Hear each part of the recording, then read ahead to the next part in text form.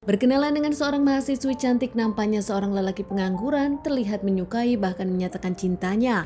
Usai mengungkapkan rasa cintanya ditolak, dirinya tak terima dan ngamuk, bahkan mengambil jalan ini. Kejadian kisah nyata yang aku ceritakan kali ini terjadi di Kedah, Malaysia. Seorang lelaki pengangguran berkenalan dengan seorang wanita cantik, mencintai wanita tersebut namun ditolak, tak terima penolakan hingga akhirnya lelaki tersebut memilih menghabisi wanita cantik ini. Cantik bernama Nur Sahada Johari tinggal di Kedah, Malaysia, anak kedua dari 6 bersaudara. Menurut keluarganya, Nur sendiri dikenal sebagai anak yang baik, ramah, patuh kepada orang tuanya. Berkuliah semester 2 di Fakultas Perhotelan di Universitas Muara Penang. Meski dibesarkan di keluarga yang banyak, Nur sendiri dekat dengan kakak dan adik-adiknya. Nur sendiri disebutkan sebagai kakak yang selalu menuruti apa keinginan adiknya dan selalu mengajarkan yang baik-baik kepada adik-adiknya. Menurut teman Nur, Nur sendiri dikenal baik, tak pernah punya masalah, bahkan tak punya musuh. Nur sendiri kerap pergi bersama teman-temannya untuk belajar dan untuk makan-makan. Suatu hari Nur sendiri berkenalan dengan Syafari, berusia 25 tahun, yang ternyata Syafari juga rumahnya tak jauh dari rumah Nur.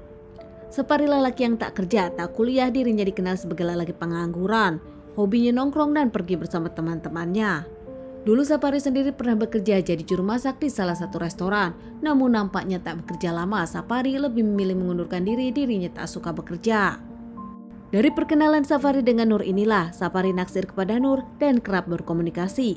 Bahkan beberapa kali pun Syafari sempat mengajak Nur jalan-jalan. Hingga akhirnya sudah merasa terlalu dekat dengan Nur dan dirinya pun mencintai Nur, Syafari pun menyatakan cintanya kepada Nur. Tak disangka ternyata Nur sendiri menolak cinta Syafari dan mengaku untuk berteman dengan Syafari, tak pernah terpikir untuk berpacaran dengan Syafari. Nur curhat kepada temannya kalau dirinya tak menerima Syafari, mengingat Syafari sendiri adalah lelaki yang kasar, bahkan lelaki yang posesif.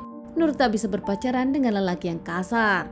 Syafari tak terima kalau cintanya ditolak oleh Nur. Meski dengan penuh kekesalan, namun Syafari tak menyerah, dirinya pun tetap me-WhatsApp Nur, tetap mengajak jalan-jalan Nur, dan tetap berkomunikasi dengan Nur.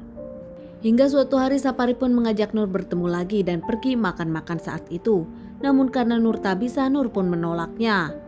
Penolakan itu pun membuat Syafari marah dan hingga akhirnya memecahkan kaca rumah Nur dengan melempar batu ke rumah Nur saat itu.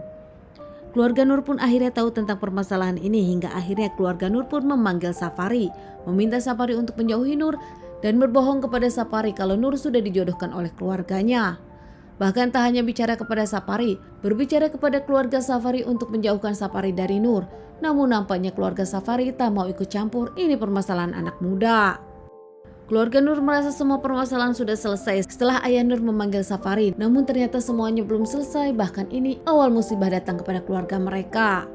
Suatu hari Syafari datang ke kampus Nur dengan membawa mobil keluarganya dan memaksa Nur untuk masuk ke mobilnya, ada yang harus dibicarakan.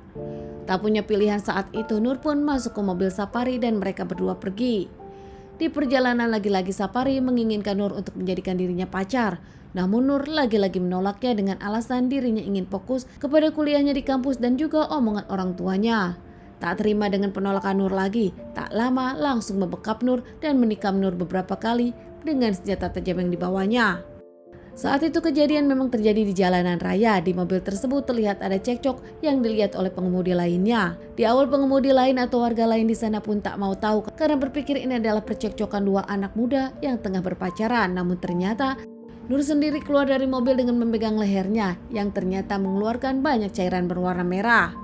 Di sana langsung Nur pun dibantu para warga. Karena takut warga pada menolong Nur, Syafari pun langsung kabur meninggalkan tempat tersebut dengan mobilnya. Meskipun saat itu ada warga yang mengejar mobil Syafari. Kondisi Nur yang nampak tragis pun langsung dibawa ke rumah sakit oleh para warga yang ada di sana dan nampak tak beruntung. Di perjalanan Nur pun mengembuskan napas terakhirnya. Tetap dibawa ke rumah sakit dan tak lama warga pun langsung melaporkan kepada pihak polisian dari Malaysia. Menurut pihak kedokteran sendiri, Nur mengembuskan napas terakhirnya karena mendapatkan luka yang cukup dalam dan mengeluarkan banyak cairan berwarna merah. Saat pihak kepolisian datang menyelidiki kasus ini, interogasi para saksi yang ada di sana dan juga mengabari keluarga Nur, hingga tak lama keluarga Nur pun datang ke rumah sakit. Saat keluarga Nur dimintai keterangannya dan yakin pelakunya adalah Syafari, tak lama para warga lainnya pun mengabari kalau Syafari sudah berhasil diamankan oleh para warga yang mengikutinya. Nur sendiri dikembalikan ke keluarganya untuk dilakukan pemakaman, sementara pihak kepolisian mengamankan Safari yang sudah ditahan oleh para warga. Sapari pun mengakui kalau dirinya pelakunya. Tak memandang apapun, Sapari mengungkapkan motifnya karena dirinya kesal. Lagi-lagi cintanya ditolak oleh Nur. Sapari mengungkapkan kalau Nur tak bisa dimiliki oleh dirinya. Nur sendiri tak boleh dimiliki siapapun. Sapari diamankan pihak yang berwajib dan menjalani beberapa kali persidangan hingga akhirnya divonis hukmat di pengadilan Malaysia. Keluarga Nur sendiri merasa tenang dengan hukuman yang ada meskipun tak bisa mengembalikan Nur. Keluarga Nur sendiri menyayangkan keluarga Sapari nampak tak peduli saat keluarga Nur meminta Sapari dijauhkan dari Nur. Teman-teman, sekian dulu bahasan kasus yang aku bawakan kali ini. Semoga ini bisa dijadikan pelajaran untuk kita dan ditunggu bahasan kasus-kasus selanjutnya.